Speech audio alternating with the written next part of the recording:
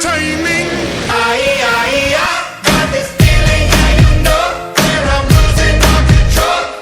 Kamusta kayo mga kaibigan? Dito nga pala ako sa Canobing Dos kasi naghatid ako ng pasahero dito. Tumigil nga pala ako dito sa isang restaurant din sa Canobing Dos. May FB page nga pala sila mga kaibigan. Pwede kayong umorder sa kanila at mag-pick up BJ's Paris Gotan Restaurant. Makikita nyo naman ito mga kaibigan pag napadaan kayo dito sa tabing highway. Kagandahan nga nito mga kaibigan, habang kayo naghihintay may free wifi sila, diba? Social. Pwede ka muna din mag-tiktok at saka mag-bang bang bang bang habang naghihintay ng order.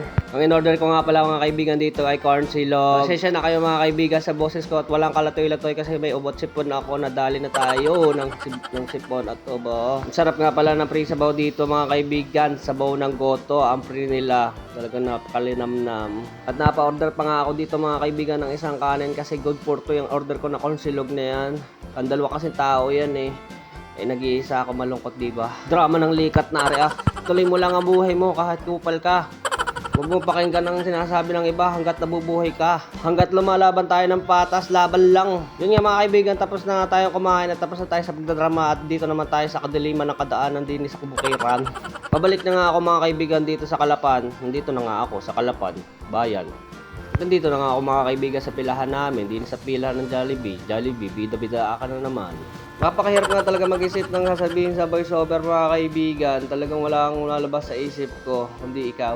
Charos! At mga kaibigan, dito nga tayo at naiinip. Naghatay tayo ng pasero. Habang tayo naghihintay ng pasahero, nakita nga natin si tropang COVID at nag-search siya. Ayan no.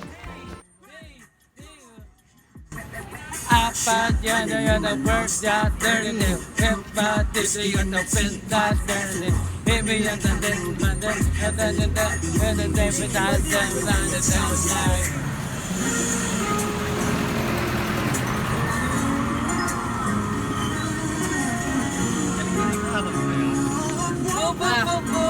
Galing na nagraramdaman ko magaling Yun doon na ang dahil na nabog Nagdami ang itong patunas mo Dami ang iting kapalagi Yun itimi ang nasa'yo pamalagi Baby, yummy ang iting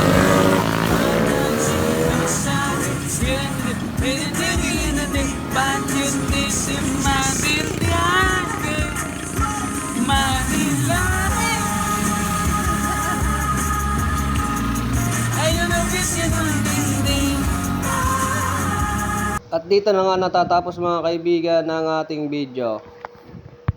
Maraming salamat sa inyong panonood sa walang kakwenta-kwenta ang buhay ko. Follow and like and share. Thank you. Pagpalain kayo ng marami. Salamat. Bye-bye.